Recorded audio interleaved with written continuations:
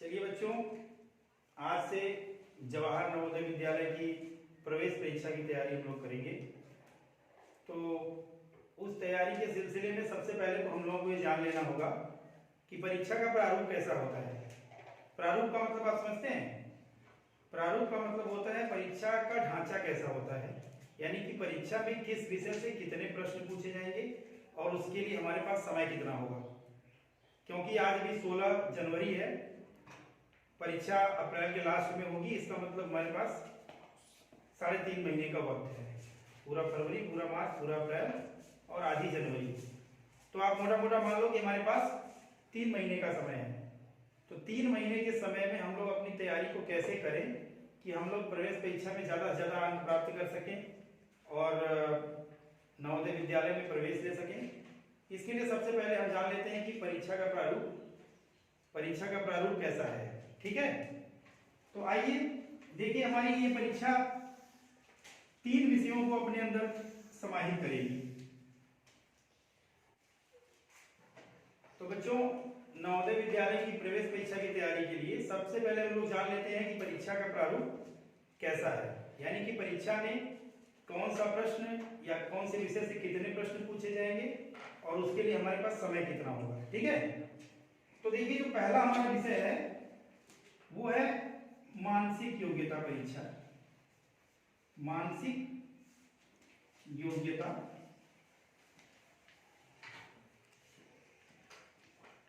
परीक्षा। अब ये मानसिक योग्यता परीक्षा का क्या मतलब होता है? आपने इसको रीजनिंग के नाम से भी सुना होगा। रीजनिंग सुना है? आप लोगों ने रीजनिंग का नाम सुना है कि नहीं? बोलिए। हाँ, तो ये रीजनिंग है। रीजनिंग से हमारे पास कुल प्रश्न कितने रहेंगे? तो अंक गणित के हमारे पास 20 प्रश्न रहेंगे और भाषा, जो भाषा आप सुनते हो, मान लो हमने हिंदी भाषा चुनी है तो हिंदी भाषा के 20 प्रश्न रहेंगे। तो कुल मिला के कितने प्रश्न हो गए बच्चों? 80। कुल 80 प्रश्न आपके पास रहेंगे। अब इन 80 प्रश्नों को हल करने के लिए आपके पास कुल समय रहेगा। अब सब विषय का अलग अलग तो हम नहीं कह सकते क्योंकि परीक्षा तीनों की साथ ही में होगी। तो इसमें कुल मिला के आपको 2 घंटे का समय मिलेगा। 60, 30, 30। अच्छा, इसका इस तरह से बंटवारा है कि इसके लिए 60 मिनट, इसके लिए 30 मिनट और इसके लिए 30 मिनट। ठीक है, 60 मिनट आपको मानसिक योग्यता परीक्षा के लिए यानी कि रीजनिंग के लिए और अंक गणित के लिए 30 मिनट और हिंदी के लिए भी 30 मिनट मिलेंगे। कुल मिला के 2 घंटे का समय आपके पास रहेगा पूरा पेपर समाप्त करने के लिए। अब चलिए, चूंकि हम लोग नवोदय विद्यालय परीक्षा के लिए सारे विषयों की तैयारी करेंगे, जिसमें मानसिक योग्यता परीक्षा की भी तैयारी करेंगे, अंक गणित की भी तैयारी करेंगे और भाषा की भी तैयारी करेंगे। लेकिन आज से हम लोग शुरुआत करेंगे गणित के साथ, क्योंकि गणित आप में से बहुत बच्चों का पसंदीदा सब्जेक्ट भी है और गणित में कुछ चीजें आप जानते भी हैं, तो उससे शुरू करना हमारे लिए अच्छा रहेगा। तो शुरू किया जाए? चलिए अब आगे बढ़ते हैं।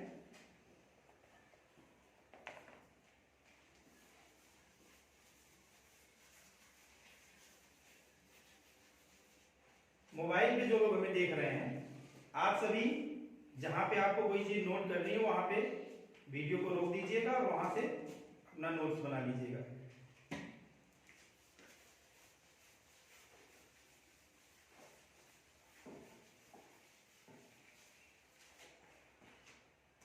चलिए बच्चों, अब अंक गणित में हम लोग आज शुरुआत करेंगे अंकों से ही। ठीक है, तो हमारे पहले जो पाठ है इसका वो है संख्या पद्धति,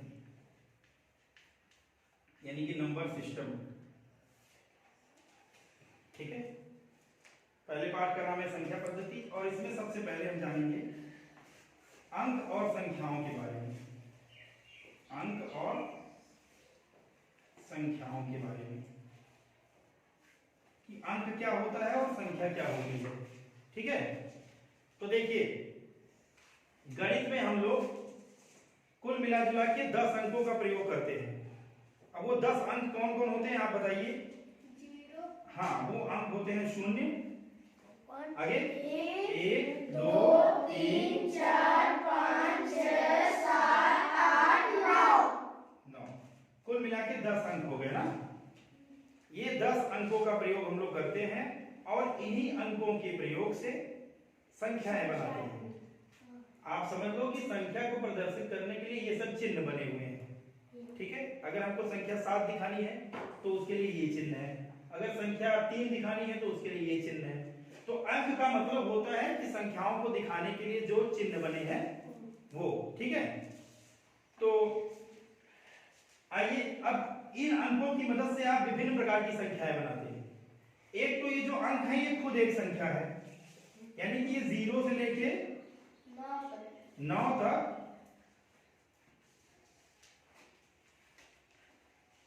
ये खुद भी संख्या है और इन अंकों को दोहरा के भी संख्याएं बनती हैं, या 2 से 3 बार 4 बार लिख करके भी संख्या बनती है। अब जैसे 10 हो गया, 11 हो गया, 12 हो गया, 100 हो गया, 115 हो गया, 240 हो गया, 5035 हो गया। तो ये सभी देखो आप संख्याएं हैं। अंक तो केवल 10 ही होते हैं, लेकिन संख्याएं कितनी होती हैं? अनगिनत संख्याएं होती हैं। माने इन्हीं अंकों को आप दोहरा तिहरा के अलग अलग प्रकार के अंक बनाते हैं। ठीक है, तो कोई पूछेगा अंक ज्यादा होते हैं कि संख्याएं, तो क्या बताओगे? संख्याएं ज्यादा होती हैं, अंक कम होते हैं। अंक केवल 10 ही होते हैं और इन्हीं 10 अंकों की मदद से संख्याएं बनाते हैं। अब देख लो, ये सारे अंक हैं और ये संख्याएं भी हैं, खुद भी, ये खुद भी संख्या है। ठीक है, लेकिन जैसे ये संख्या है 115, इसमें 3 अंक हैं, 1 1 और 5, तो 3 अंकों से मिलकर के ये संख्या बनी हुई है। तो अंक होते हैं 10 और संख्याएं होती हैं अनगिनत, माने जिनकी गिनती ना हो, ये अनगिनत होती है। तो इन्हीं संख्याओं में बच्चों हम अलग अलग प्रकार की संख्याएं पढ़ते हैं। ठीक है, तो उसमें आइए एक एक करके हम लोग संख्याओं को पढ़ते हैं। आप में से जो लोग इसको पहले नोट कर चुके हैं उनके लिए तो सही है, जो लोग नहीं नोट किए हैं वो वीडियो रोक करके नोट कर लेंगे, पहले मैं आपको बता चुका हूं। ठीक है, चलिए आइए अब एक एक करके संख्याओं के प्रकार पढ़ते हैं आज, कि संख्याएं कौन कौन से प्रकार की होती हैं। हम देखेंगे संख्याएं कौन कौन से प्रकार की होती हैं। सबसे पहले आप देखो, सब लोग समझते चलिए, प्राकृत संख्या या इसको बोलते हैं प्राकृतिक संख्या। प्राकृतिक संख्या यानी कि नेचुरल नंबर्स। Natural numbers. अब ये नेचुरल नंबर क्या होते हैं, प्राकृतिक संख्याएं क्या होती हैं? देखिए बच्चों, प्राकृतिक संख्या, प्राकृतिक शब्द का अर्थ ही होता है कि जो चीज अपने आप हो।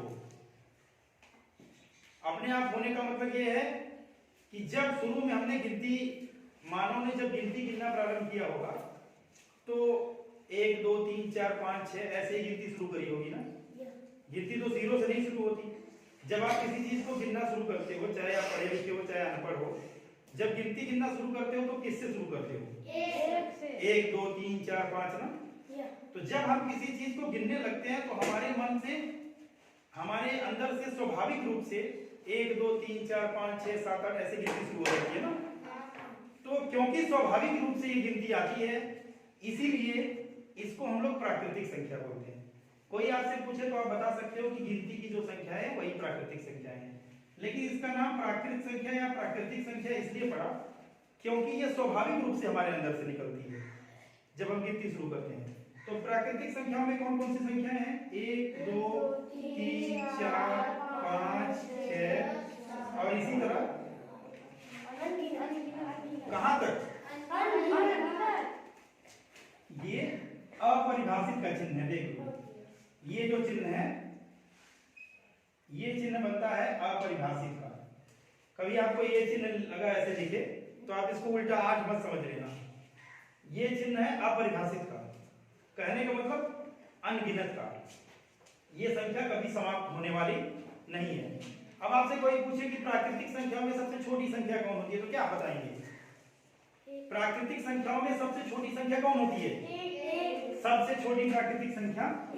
नवोदय विद्यालय में ऐसे प्रश्न बन सकता है कि सबसे छोटी प्राकृतिक संख्या कौन सी है, या सबसे छोटी प्राकृतिक संख्या कौन सी है, तो आप क्या बताएंगे?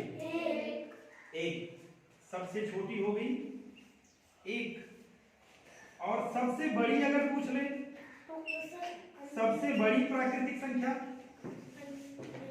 तो सबसे बड़ी प्राकृतिक संख्या क्या होगी बच्चों? क्योंकि सबसे बड़ी प्राकृतिक संख्या का हमको ज्ञान ही नहीं है, तो वो अज्ञात है। उसको बोलते हैं अपरिभाषित। अपरिभाषित। अब अपरिभाषित शब्द सुन के आप ये मत समझना कि अपरिभाषित भी कोई संख्या होगी। अपरिभाषित शब्द का अर्थ ये होता है कि जिसकी कोई परिभाषा नहीं है, मतलब जो है ही नहीं। तो जो सबसे बड़ी संख्या अगर पूछ रहे कि सबसे बड़ी प्राकृतिक संख्या कौन सी है, सबसे बड़ी प्राकृतिक संख्या कौन सी है, सबसे बड़ी नेचुरल नंबर कौन सी है, तो आप वहां पे आपको विकल्प दिया रहेगा अपरिभाषित या अज्ञात या अनगिनत, ऐसा कुछ शब्द लिखा रहेगा, वही होगा। अब जैसे आपको लिख दिया कि सबसे बड़ी प्राकृतिक संख्या है और विकल्प में दे दिया 100, तो आप 100 करके चले आएंगे। प्रश्न जैसे आपसे पूछ लिया कि सबसे बड़ी प्राकृतिक संख्या इनमें से कौन सी है, 4 विकल्प दे दिया, 1 0 100 1000। अगर पूछे कि इनमें से कौन सी है, तो भाई वो 4 में से जो सबसे बड़ी हो उसको बताना होगा। लेकिन अगर केवल प्रश्न ये पूछे कि सबसे बड़ी प्राकृतिक संख्या कौन सी है और उसमें अपरिभाषित रहे विकल्प के रूप में, अपरिभाषित या अनगिनत ये सब रहे, तो आपको उसी को सही करना है, क्योंकि सबसे बड़ी प्राकृतिक संख्या कोई। ठीक है, तो चलिए अब बच्चों प्राकृतिक संख्या के आगे हम लोग बढ़ते हैं। आप सीधे बता देना कि जो गिनती की संख्याएं होती वही प्राकृतिक संख्याएं हैं। प्राकृतिक संख्याओं में सबसे छोटी 1 होती है और सबसे बड़ी क्या होती है? अपरिभाषित। मतलब सबसे बड़ी प्राकृतिक संख्या किसी को मालूम नहीं है।